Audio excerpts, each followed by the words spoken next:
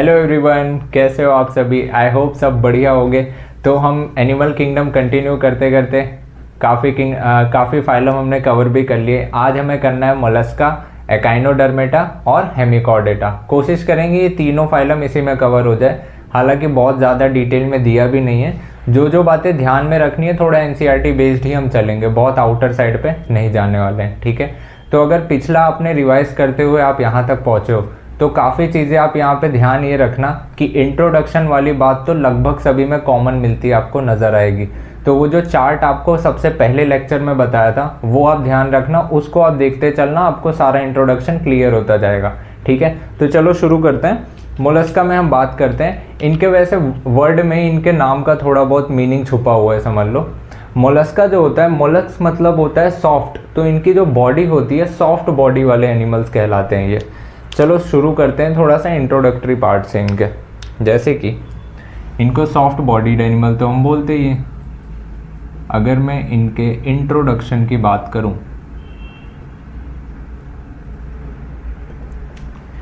क्या क्या बातें आपको याद है स्टार्टिंग से, ज़रा वो चार्ट एक बार रिवाइज करना, क्या क्या चीज़ें थी। क्या ये ट्रिप्लोब्लास्टिक एनिमल है? क्या इनमें भी बाइलेटरल सिमेट्री है? क्या ये भी सीलोमेट एनिमल्स है?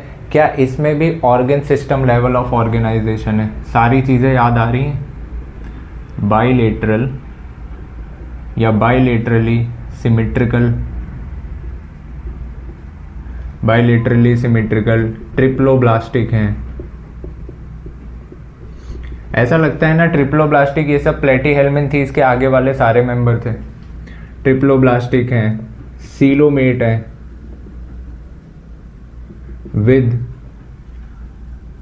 Organ system level of body organisation.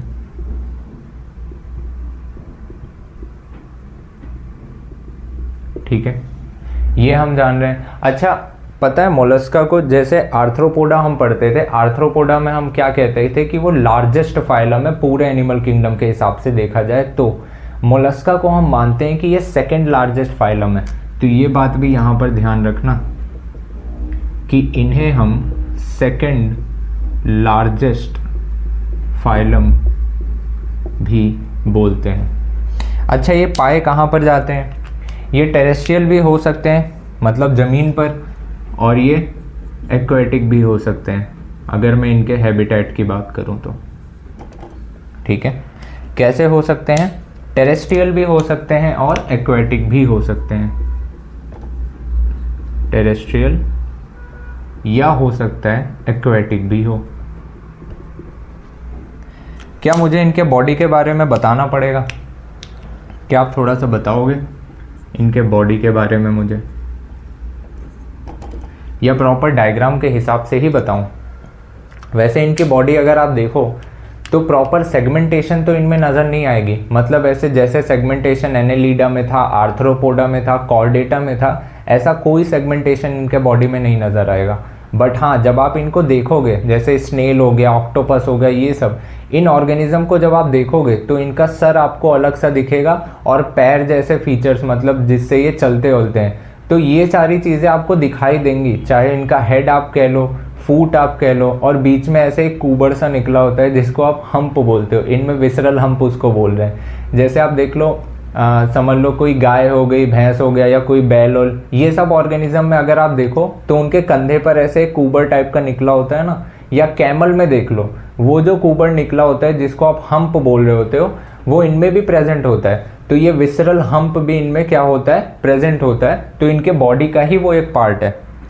हालांकि उसमें कोई बोन नहीं होती है, इनके बाहर से कवरिंग दी जाती है। भगवान ने इनको बाहर से कवच पहनाया क्योंकि इनकी बॉडी कैसी थी? सॉफ्ट बॉडीड एनिमल्स इनको बोलते थे। तो मतलब मैं यहाँ पे लिख सकता हूँ ये बात कि अनसेगमेंटेड बॉडी है, अनसेगमेंटेड सॉफ्ट बॉडीड एनिमल्स हैं with covering of calcareous shell. ये क्या लिख रहा हूँ? कैल्शियम का बना हुआ ऊपर से कवच होता है इनके बॉडी के ऊपर। और इनकी जो बॉडी होती है आप इनमें आसानी से देख के बता सकते हो, डिस्टिंक्ट होते हैं, मतलब नज़र आ सकते हैं। डिस्टिंक्ट हेड होगा, दिखाई देगा, डिस्टिंक्ट हेड, विसरल हम्प होगा और फूट, ये आपको दिखाई दे सकता है। यहाँ पे डायग्राम बना के दिखा दूँ छोटा सा ही, देखो ज़रा, नॉर्मल सा ऐसे ही बना के दिखा देता हूँ। चलो ब्लैक कलर से ही बना लेता हूँ। अब देखो एकदम एग्जैक्ट अच्छा सा नहीं बना पाऊँगा स्नेल, बट हाँ कोशिश करूँगा कि चलो लगभग सिमिलर हो जाए, आपको समझ आ जाए, मेन उससे मतलब है, ठीक है। और ऐसे विसरल हम्प होता है, ज़्यादा ही बड़ा बना दिया ना हम्प, पर कोई दिक्कत नहीं है, समझ तो आना है ना आपको। कुछ ऐसा अगर मैं बना रहा हूँ, यहाँ पे इनका ये माउथ वाला रीजन बना रहा हूँ, ये इनका फूट वाला रीजन है, और ये इनका क्या है प्रॉपर, ये विसरल हम्प है, ये विसरल हम्प है। और इनके माउथ के पास रेडुला नाम का एक स्ट्रक्चर होता है जिसको रेस्पिंग ऑर्गन भी बोलते हैं। जैसे होता नहीं कुछ एनिमल्स में किसी चीज़ को कुतरने का काम करता है, चूहों को देख लो, किसी भी चीज़ को ऐसे काट काट के खाते हैं, ऐसे ही कुतर के खाने वाले, ऐसे इनका क्या होता है, एक स्ट्रक्चर होता है माउथ के पास कि ये किसी भी चीज़ को ऐसे छोटा छोटा काट के खाते हैं। तो यहाँ से ये क्या करते हैं, बाइटिंग कह सकते हो, बाइट करके ग्राइंडिंग वाइंडिंग करने का काम करता है, ये इनका रेडुला। अभी लेबलिंग कर लेंगे। एक ये प्रेजेंट होता है, यहाँ पर इनका क्या प्रेजेंट होता है, इनका ये फूट है जहाँ से ये चल सकते हैं रेंग रेंग के ऐसे ऐसे क्रीप करके। एक यहाँ पर स्ट्रक्चर प्रेजेंट होता है जिसको आप सेंसरी टेंटिकल्स कहते हो।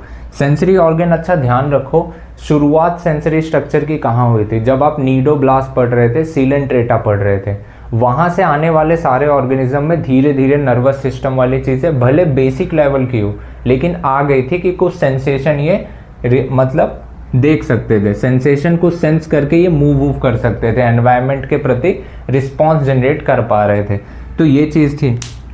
अब देखो इनका ये जो हम्प आपको दिखाई दे रहा है, इसके ऊपर ऐसे कवरिंग होगी, मेंटल की कवरिंग होगी, और ऐसे मैं फोल्डिंग टाइप का क्यों बना रहा हूँ, ऐसे समझ लो, ये जो आपको ये कवरिंग दिख रही है ना, इसको हम कहते हैं क्या, मेंटल। ये कवरिंग को कह रहा हूँ क्या, मेंटल।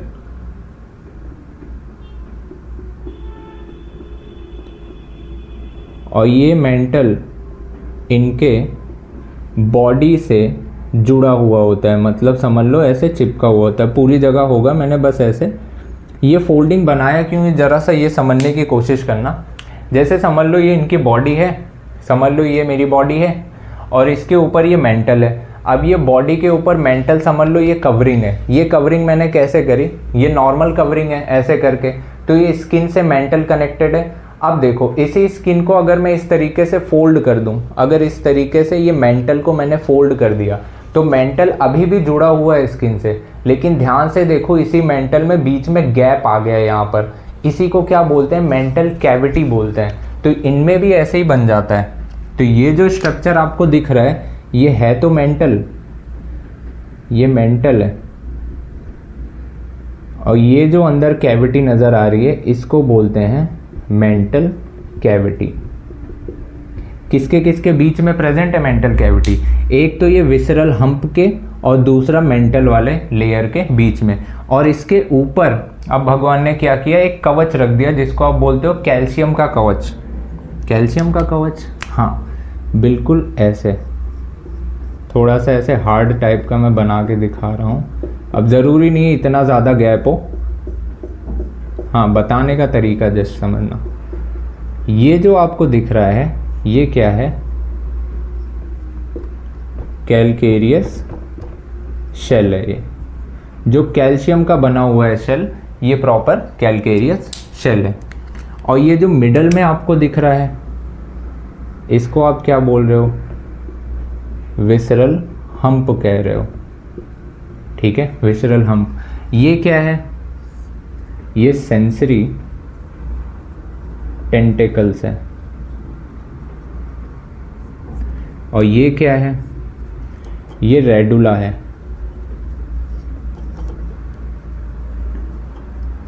रेस्पिंग ऑर्गन प्रेजेंट होता है कहाँ पर, present in mouth region, mouth region में प्रेजेंट होता है। ये इनका क्या है, ये फूट है, फूट है, ये लोकोमोशन में हेल्प करता है।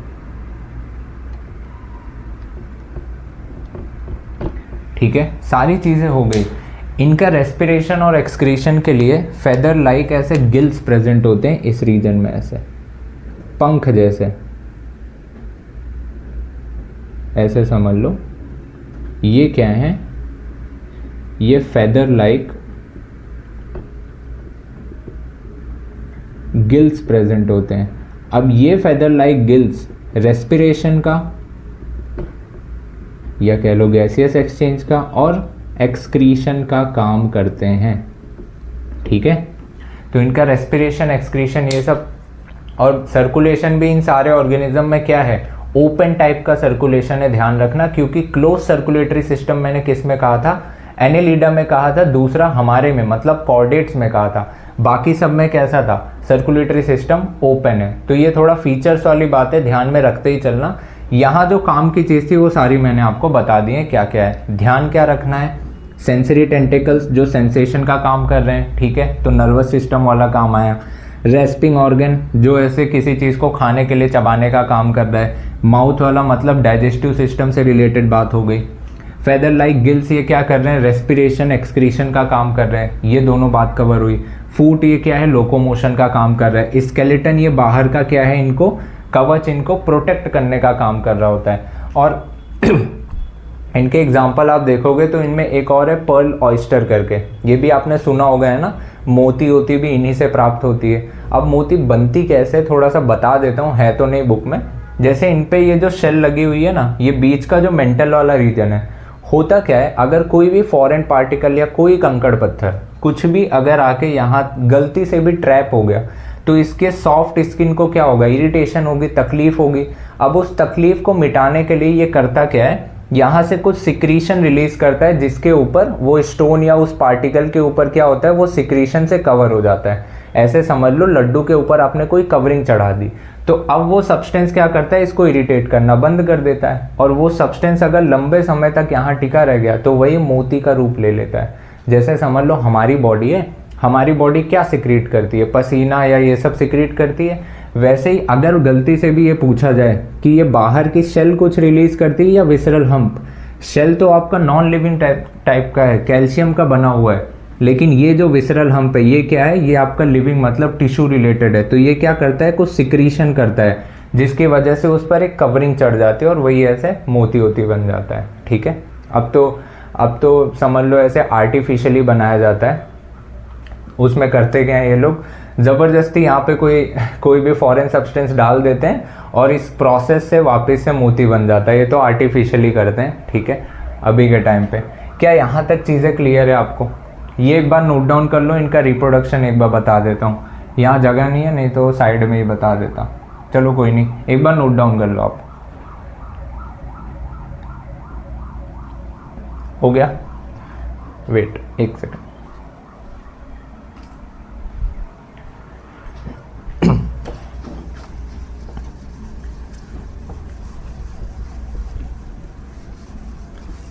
यहीं पे बता दे रहा हूँ थोड़ा सा, ठीक है, आप लिख लेना। अगर मैं बात करूँ रिप्रोडक्शन की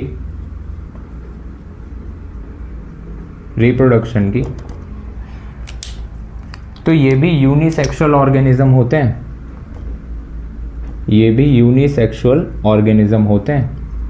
यूनिसेक्सुअल होते हैं। और इनमें फर्टिलाइजेशन कैसा होता है? फर्टिलाइजेशन इनमें अक्सर देखा गया है इंटरनल फर्टिलाइजेशन होता है इनके केस में। Internal fertilisation most of the cases में है ना, हम बुक के अकॉर्डिंग ही चल रहे हैं। डेवलपमेंट, अब जितने भी ऑर्गेनिज्म आप प्लेटी हेलमिंथीज ये सब आगे आप देखते जा रहे हो, मोस्टली आपको क्या देखने को मिल रहा है, इनडायरेक्ट डेवलपमेंट, मतलब लार्वल स्टेज आपको देखने को मिलेगी, इनडायरेक्ट डेवलपमेंट होगी। ठीक है, इनडायरेक्ट डेवलपमेंट यहाँ पे आपको देखने को मिलेगी इनके केस में। ठीक है, तो ये थोड़ा सा ध्यान रखना। एग्जाम्पल्स बुक में भी दिया है, थोड़ा सा आप उसमें एनसीईआरटी से नोट डाउन कर लेना और एग्जाम्पल का लिस्ट बनाते हुए चलना, ठीक है। इनमें होंगे और भी एग्जाम्पल्स होंगे, पाइला होगा एक जिसको एप्पल स्नेल बोलते हो, पिंक टेडा होगा जिसको पर्ल ऑयस्टर भी बोलते हो, एक और भी है ऐसा डेविल फिश करके भी एक ऑर्गेनिज्म है जिसको आप क्या बोल रहे हो, ऑक्टोपस कह रहे हो, उसे डेविल फिश क्यों बोलते हैं पता है? अब फिश में कंफ्यूज मत होना कि ये फिश लिखा है तो एक्चुअल में फिश है, नहीं, वो है क्या आपका, इसमें मोलस्का के केस में आ रहा है, ठीक है। तो ये फिश से कंफ्यूज मत होना, फिश आपका क्या है वो उसमें कॉर्डेट्स में हम पढ़ेंगे, ठीक है। तो फिश प्रॉपर अलग है और ये आपका क्या है, मोलस्क है, ये अलग फाइलम है। तो अगर फिश नाम लिखा है तो उससे कंफ्यूज मत हो जाना, ठीक है। तो डेविल फिश जो उसको क्यों बोला जाता है, उसमें जैसे होता नहीं शैतान जैसे लंबे लंबे उसके हाथ, बस ऐसे ही नाम रख दिया गया डेविल फिश, एक्चुअल में शैतान तो है नहीं वो, तो बस ऐसे ही नाम उसका रख दिया गया है, ठीक है। तो डेविल फिश ऑक्टोपस को कहते हैं, ये ध्यान रखना। और भी एक दो एग्जांपल है, नोट डाउन आप कर लेना एनसीईआरटी से। चलें, ये हो जाए तो थोड़ा सा आगे बढ़ते हैं। चलो, मोलस्का हो गया, एकाइनोडर्मेटा देख लेते हैं। एकाइनोडर्मेटा की क्या कहानी है, आओ थोड़ा सा उसके भी दर्शन कर लेते हैं।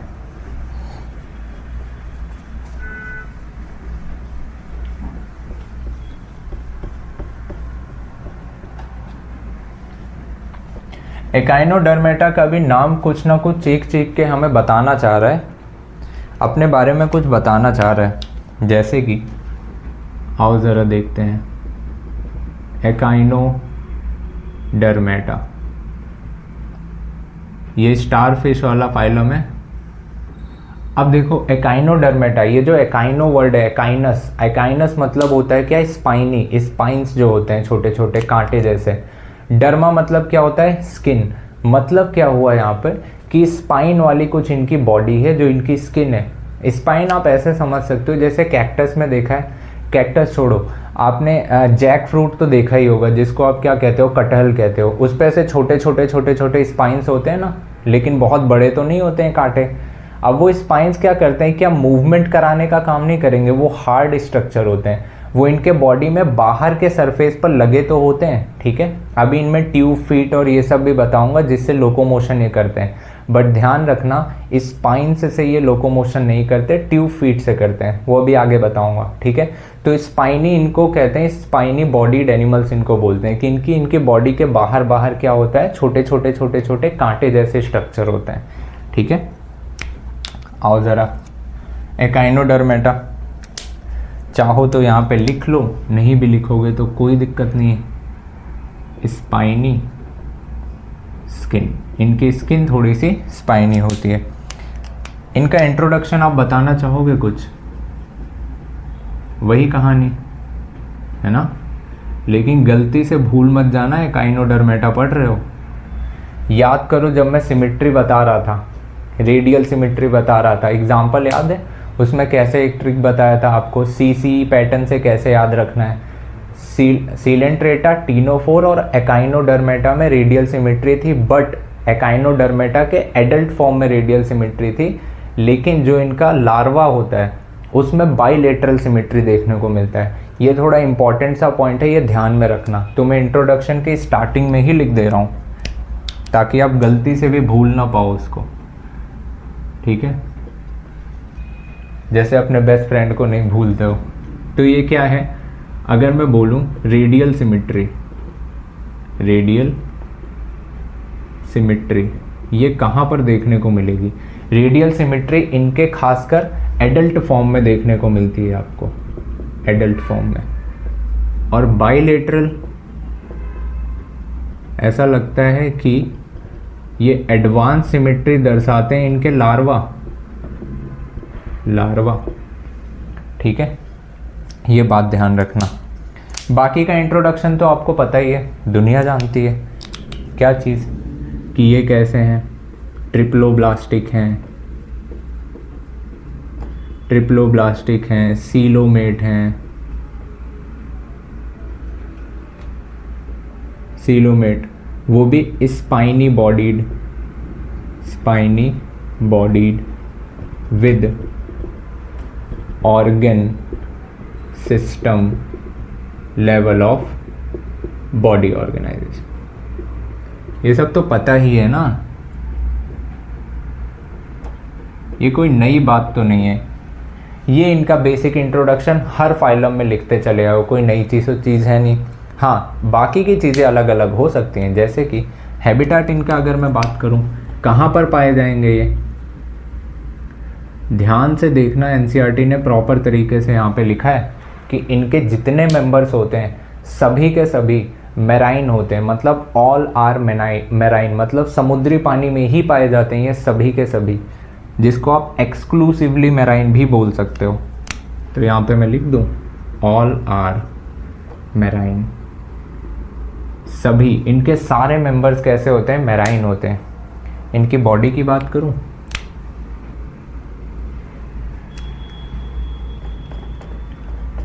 स्पाइनी बॉडी ये सब है। इनकी बॉडी यहाँ पे बना के दिखाऊं कि अगले पेज में बनाता हूँ, यहाँ सही से आएगा नहीं। ये चाहो तो नोट डाउन कर लो, अगले में इनकी बॉडी बता देता हूँ जरा। लिख लिया होगा, और अगर लिख लिया है तो आओ इनके बॉडी की बात कर लेते हैं। बॉडी की मतलब ये नहीं कि जिम उम जाते हैं, इनकी बॉडी है कैसी, स्ट्रक्चर वाइज थोड़ा सा देख लेते हैं, समझ लेते हैं, क्या पता अपने को कुछ सीखने को मिल जाए। बॉडी कैसी होगी, देखो इनकी बॉडी ज़रा सा ऐसे समझना, मैं इनका थोड़ा सा डिसेक्शन करके इनको काट के समझाना चाहूँगा। ऐसे समझ लो, ये मेरा हाथ क्या है, स्टार फिश है, ठीक है। स्टार फिश के ये बाहर का सरफेस और ये इधर साइड का सरफेस, चारों तरफ सरफेस पे क्या होगा, छोटे छोटे क्या होंगे, स्पाइंस होंगे, ठीक है। अब मैं क्या कर रहा हूँ, इनको बीच में से ऐसे बीचों बीच ऐसे हॉरिजॉन्टली जब मैं कट करूँगा तो सरफेस कैसा दिखेगा, कुछ ऐसा। तो इसी तरीके का इनका बता रहा हूँ कि अंदर इनमें कैसे क्या चीज़ें प्रेजेंट होती हैं। जो आप अभी नाम सुनोगे ना, वाटर वेस्कुलर सिस्टम, ठीक है, वो यहाँ पर याद रखना है। और इनकी बॉडी ज़रा सा मैं बना के दिखा दूँ, ब्लैक कलर से ही दिखा दूँ। देखो थोड़ा सा अजीब सा डायग्राम बने, तो आप तो रिकॉर्डिंग देख रहे हो, बैठ के हंस लेना, बट जो समझाना चाह रहा हूँ उस पर ध्यान देना, ठीक है। ऐसा नहीं हंसते ही रह जाओ फिर। वैसे मैं कोशिश करूँगा कि अच्छा सा बन जाए डायग्राम।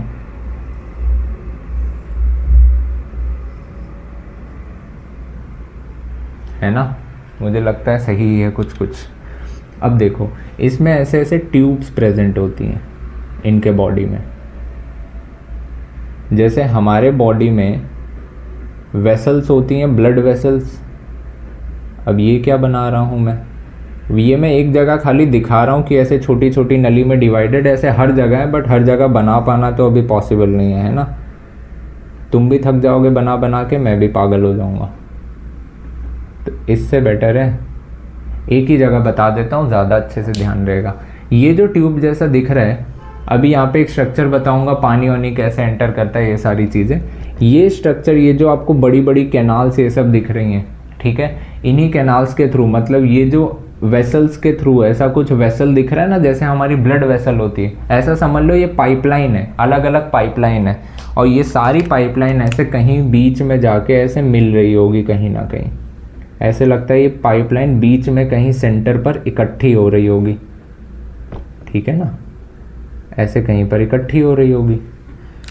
ये ब्लैक वाला ज़्यादा पीछे रह गया, थोड़ा सा आगे बढ़ा लेते हैं, थोड़ा सा आगे बढ़ा लो, ठीक है। तो कुछ इस तरीके से है ये। अब सारा पानी वानी सब कुछ आएगा यहाँ से ट्रांसफर वांसफर होके, यहाँ पे इनके ऐसे गुब्बारे जैसे स्ट्रक्चर होते हैं, बलून लाइक स्ट्रक्चर ऐसे होते हैं। ऐसे समझ लो अभी पिचका हुआ गुब्बारा है। अब गुब्बारा अभी पिचका है, फूला नहीं है। जब उसमें आप पानी भर दो या हवा भर दो तो क्या होता है, वो गुब्बारा फूल के थोड़ा सा अपने एक शेप मेंटेन कर लेता है। ऐसे ही इनके ये जो वाटर वेस्कुलर सिस्टम यहाँ पे आपको दिख रहा है चारों तरफ, इसी के जब इन स्ट्रक्चर में पानी भर जाता है, ये इकट्ठा होता है पानी, तो ये अपना शेप बना लेता है, ऐसे पैर जैसा स्ट्रक्चर बना लेता है। इसी को बोलते हैं ट्यूब का फीट, मतलब ट्यूब के पैर छोटे छोटे। अच्छा, वो स्पाइंस कहाँ चले गए? वो स्पाइंस तो छोटे छोटे इनके बॉडी के सरफेस पर थे ना, ये एंडोस्केलेटन का काम करते हैं, मतलब अंदर साइड पे कैल्शियम के बने होंगे और बाहर तक नज़र आते हैं। अभी इनका नाम लिख दूंगा। ऐसे पूरे बॉडी पे होंगे, हर जगह तो बना पाना पॉसिबल नहीं है, ठीक है। और ये क्या है इनका, ये ट्यूब फीट वाला स्ट्रक्चर है, और ये इनका क्या है, पूरा वाटर वेस्कुलर सिस्टम है। अब देखो यहाँ पे एक बड़ी सी नली इनके बॉडी के आउटसाइड निकली होती है, दिखा पाना तो पॉसिबल नहीं है, थोड़ा सा बाहर से ही ऐसे करके दिखा देता हूँ। ये कुछ ऐसे करके चलो, आप इतना इमेजिन कर लोगे, ज़्यादा समझदार हो समझ जाओगे। ऐसे लगता है कि पानी का फुहारा मारना है नहीं, यहाँ पे फुहारा नहीं मार रहा हूँ पानी का, पानी यहाँ से एंट्री भी करा ले रहा हूँ मैं। जैसे दुनिया जानती है all are marine, all are marine, सारे समुद्री पानी के जानवर हैं, ठीक है। मेराइन है तो मैं इनको पानी में डुबा के ही बना रहा हूँ। अब पानी में क्या ऑक्सीजन और फूड और सारी चीज़ होती तो है ही ना, मतलब चाहे मैं वाटर कह दूँ या कोई डिज़ोल्व गैस हाउस कह लूँ, कुछ भी कह दूँ, ये सब तो इसमें होंगे ही ना। फूड भी तो हो सकता है फूड भी प्रेजेंट हो सकता है कहीं तैरता हुआ ऑक्सीजन, सारी जगह होगा, बना दे रहा हूँ। ऑक्सीजन हो सकता है, CO2 हो सकता है इन्होंने जो भी चीज़ें खाई पचाई और नाइट्रोजिनस वेस्ट कुछ निकाला, तो हो सकता है भाई साहब अमोनिया भी रिलीज़ कर रहे हो कहीं ना कहीं, ठीक है। अमोनोटेलिक तो है ही है, ये चीज़ें हैं। अब ये जो आपको दिख रहा है ना इसमें, ये वाटर, ये फूड, ये सब क्या करते हैं, ये एंट्री जब मारेंगे यहाँ से, तो ये होता हुआ चैम्बर वेम्बर से होते हुए ये क्या करेगा, ये पानी यहाँ तक भरे रहेगा, और ये गुब्बारे जब जैसे ही फूल जाते हैं तो ये स्ट्रक्चर फॉर्म करते हैं। इसी को आप क्या बोलते हो, इसी को आप ट्यूब फीट का नाम देते हो, ट्यूब फीट का नाम देते हो। और ये ट्यूब फीट आपके लोकोमोशन में हेल्प करेंगे, साथ ही साथ ये गैसियस एक्सचेंज, जिसको आप क्या कह रहे हो, गैसियस एक्सचेंज आपका ये रेस्पिरेशन कह लो, एक्सक्रीशन कह लो, ये CO2 भाई यहाँ पे डिस्टर्ब कर रहे हैं तो इनको पानी में कहीं और बीच में बना लेते हैं, ठीक है। तो ये ट्यूब फीट के फंक्शन होते हैं। अच्छा, मैं चाहे ट्यूब फीट का फंक्शन इसे कह लूँ, या फिर ये भी तो कह सकता हूँ, ये जो वाटर वेस्कुलर सिस्टम है इनका, ये जो वाटर वेस्कुलर सिस्टम है, इसी का तो एक्सटेंशन है ये। इसी वाटर वेस्कुलर सिस्टम में आपने उंगली धंसा दी, ऐसा स्ट्रक्चर बन गया, ये क्या है, ट्यूब फीट बन गया। तो मैं चाहे ये कह दूं कि इनका वाटर वेस्कुलर सिस्टम ये रोल्स निभा रहा है, या फिर मैं ये कह दूं कि ये ट्यूब फीट भी रोल निभा रहा है, बात तो एक ही है ना। ये जो आपको दिख रहा है ये क्या है, यही तो इनका क्या है, वाटर वेस्कुलर सिस्टम है। ट्यूब वाटर वेस्कुलर सिस्टम लिख रहा हूँ मैं, कैनाल सिस्टम नहीं लिख रहा हूँ, ध्यान से सुनना। कैनाल सिस्टम कहाँ पे पढ़ा था आपने, पॉरीफेरा में पढ़ा था, या फिर जिसको आप ट्रांसपोर्ट सिस्टम कह रहे थे, वाटर का ट्रांसपोर्ट सिस्टम, जहाँ पे पूरी की पूरी एक सुरंग थी। लेकिन सोचो अगर मैं पाइपलाइन बिछा दूँ, अलग अलग पाइप बिछा दूँ जहाँ से अलग अलग पानी जाने का रास्ता हो जाए, तो इस पाइपलाइन वाले स्ट्रक्चर ये सब कहाँ प्रेजेंट होते हैं, ये आपके एकाइनोडर्मेटा में प्रेजेंट होते हैं। ये बात ध्यान रखना, वाटर वेस्कुलर सिस्टम यहाँ पर प्रेजेंट होता है। मैं इंपॉर्टेंट करके स्टार मार्क करके लिख दे रहा हूँ, ठीक है। तो ये बात ध्यान रहेगा, वाटर वेस्कुलर सिस्टम। अच्छा, ये वाटर वेस्कुलर सिस्टम ये सारे प्रोसेस कर ही रहा है, ये साथ ही साथ पानी का ट्रांसपोर्ट, फूड का ट्रांसपोर्ट, ये सब भी करता है। तो यहाँ पे नोट डाउन कर लेना, चाहे आप फूड का ट्रांसपोर्ट कह लो या वाटर का, सब एक ही बात है, ठीक है। चाहे वाटर वेस्कुलर सिस्टम की बात कर लो, चाहे ट्यूब फीट की बात कर लो, है तो उसी का एक्सटेंशन ना। और ये क्या है आपका भाई, ये आपका है एंडोस्केलेटन, अंदर साइड है। एक्सोस्केलेटन कहाँ पर था, एक्सोस्केलेटन आपका था मोलस्का में, बाहर की तरफ शेल प्रेजेंट थी, हार्ड। इनका एंडोस्केलेटन भी कैल्शियम का बना होता है, कैलकेरियस होगा, ऑसिलस मतलब गोल गोल ऑसिकल शेप में होगा, कैलकेरियस ऑसिलस शेप में होगा, ठीक है। ये एंडोस्केलेटन होता है, ठीक है। ऐसे स्पाइनी होगा बाहर साइड पे, और यहाँ से ये सारी चीज़ें हो रही होंगी, पूरा इनका वाटर वेस्कुलर सिस्टम चल रहा होगा, ठीक है। तो ध्यान रखना एकाइनोडर्मेटा में वाटर वेस्कुलर सिस्टम की बात कर रहे थे, इनका हमने लोकोमोशन, रेस्पिरेशन, एक्सक्रीशन मेनली चीज़ें देख ली। अच्छा बचा क्या, इनका क्या सर्कुलेशन वाला पार्ट बचा। सर्कुलेशन भी इनमें कैसा है, ओपन टाइप का सर्कुलेशन हो रहा होता है इनमें भी, ठीक है। रही बात और भी चीज़ों की, वो हमने कर ही ली है। इसमें एक और चीज़ है, रिप्रोडक्शन की थोड़ी सी बात कर लेते हैं। ये चाहो आप नोट डाउन कर लो तो थोड़ा सा मैं बता देता हूँ।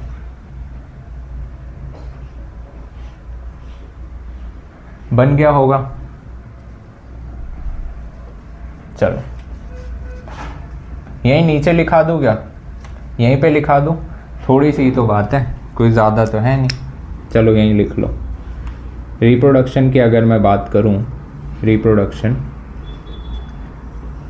ये भी भाई साहब कैसे हैं, ये भी यूनिसेक्सुअल ऑर्गेनिज्म है, ये भी यूनिसेक्सुअल है। इनमें जो आपका फर्टिलाइजेशन होगा वो एक्सटर्नल फर्टिलाइजेशन होगा, एक्सटर्नल फर्टिलाइजेशन होगा, ध्यान रखना। वैसे ये डायरेक्ट पूछा भी नहीं जाता है एक्सटर्नल होता है इंटरनल होता है, इनके ये सब फीचर्स ज़्यादातर पूछे जाते हैं, ठीक है। तो ये भूल भी जाओगे तो कोई बड़ी बात नहीं है, ये सब गलती से भी मत भूलना, सपने में याद रहना चाहिए ये सब। तो एक्सटर्नल फर्टिलाइजेशन होगा, डेवलपमेंट इनडायरेक्ट होगी, इनडायरेक्ट।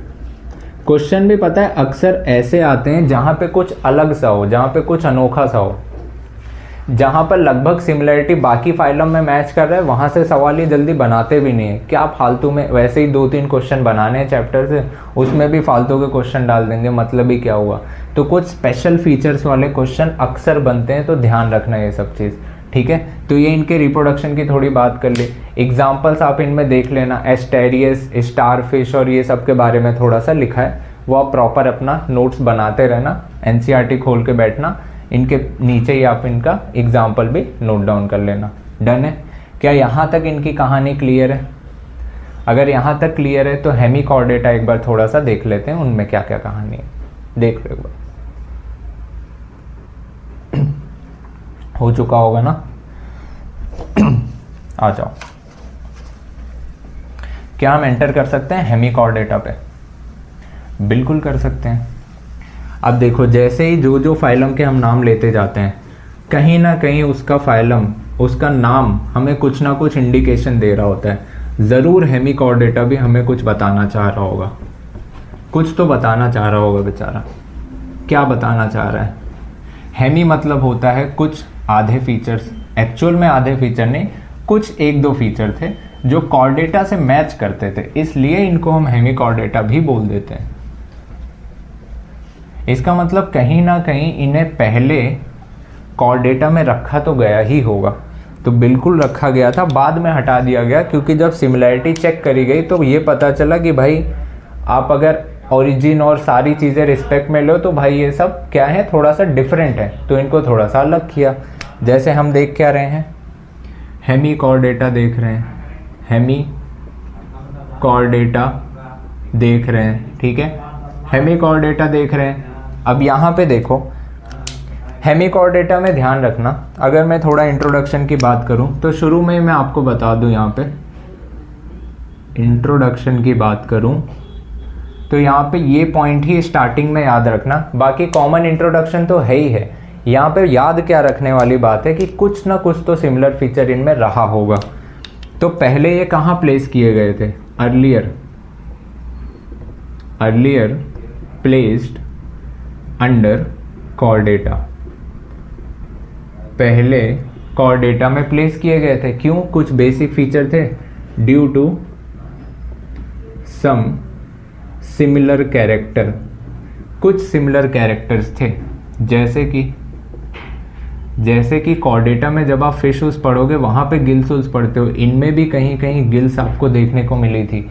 इनमें एक स्टोमोकॉर्ड नाम का स्ट्रक्चर था, स्टोमोकॉर्ड नाम का, जो कि जब आप कॉर्डेटा पढ़ोगे, कॉर्डेटा में मैंने स्टार्टिंग में पहले लेक्चर में बताया था, कॉर्डेटा का एक फीचर होता था, डॉर्सल सॉलिड एक रॉड प्रेजेंट होती है जिसको आप नोटोकॉर्ड बोलते हो, उसे नोटोकॉर्ड की तरह मिलता जुलता ये स्ट्रक्चर होता था स्टोमोकॉर्ड। हालांकि ओरिजिन इसकी डिफरेंट थी, बाद में पता चला तो इनको अलग अलग कर दिया कि भाई तुम अलग हो, देखने में भले सिमिलर लग रहे थे स्ट्रक्चर, लेकिन ये स्टोमोकॉर्ड क्या था, थोड़ा सिमिलर था, सिमिलर टू नोटोकॉर्ड। नोटोकॉर्ड की तरह दिखता ज़रूर था लेकिन एक्चुअल में वही थोड़ी था, इसलिए हम इनको क्या किए, अलग कर दिए कि भाई साहब आप थोड़ा सा अलग ही रहो हमसे, ठीक है। तो स्टोमोकॉर्ड ये वाली बात है।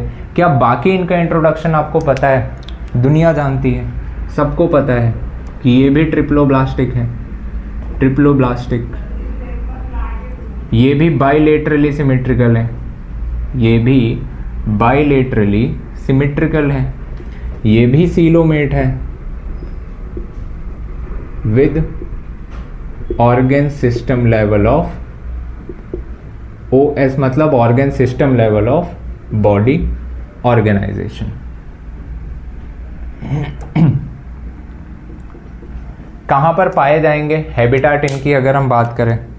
अच्छा, हम इन्हें टुकड़ों में पढ़ते क्यों हैं पहले भी बता चुका हूँ, ताकि NCERT के सारे पॉइंट्स कवर हो जाएं एक बार में। इधर उधर जो फालतू के छितरा के लिखे हुए हैं ना, एक ही जगह पे समझ आ जाए, वो ज़्यादा बेटर होता है। देखो, अगर मैं बात करूँ हैबिटेट की, हैबिटेट कहाँ पर पाए जाएंगे भाई? ये कहाँ पर पाए जाते हैं हैबिटेट? ये भी मेराइन होते हैं, ठीक है, ये भी मेराइन एनिमल्स हैं। बट मेराइन एनिमल्स हैं तो, बट मैं ये नहीं कह रहा हूँ सबके सब मेराइन है, हाँ मोस्टली मेराइन एनिमल्स हैं। और ये कीड़े जैसे होते हैं, वर्म लाइक होते हैं, ठीक है, कीड़े जैसे स्ट्रक्चर होते हैं, वर्म लाइक। इनकी बॉडी इनकी कैसी होती है? इनकी बॉडी की अगर मैं बात करूँ, बॉडी इनकी कैसी होती है?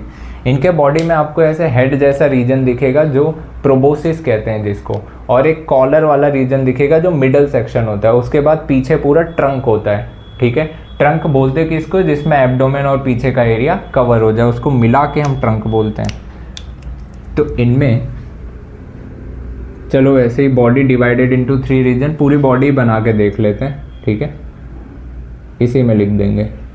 एक ऐसे इनका बाहर का स्ट्रक्चर होता है, फिर इनका क्या होता है, ऐसे ये कॉलर होता है।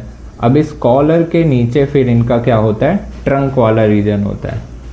और इसी ट्रंक वाले रीजन में ही आपको गिल स्लिट्स देखने को मिलती है, ठीक है, जिसको आप गिल्स कह सकते हो या गिल स्लिट्स बोल सकते हो।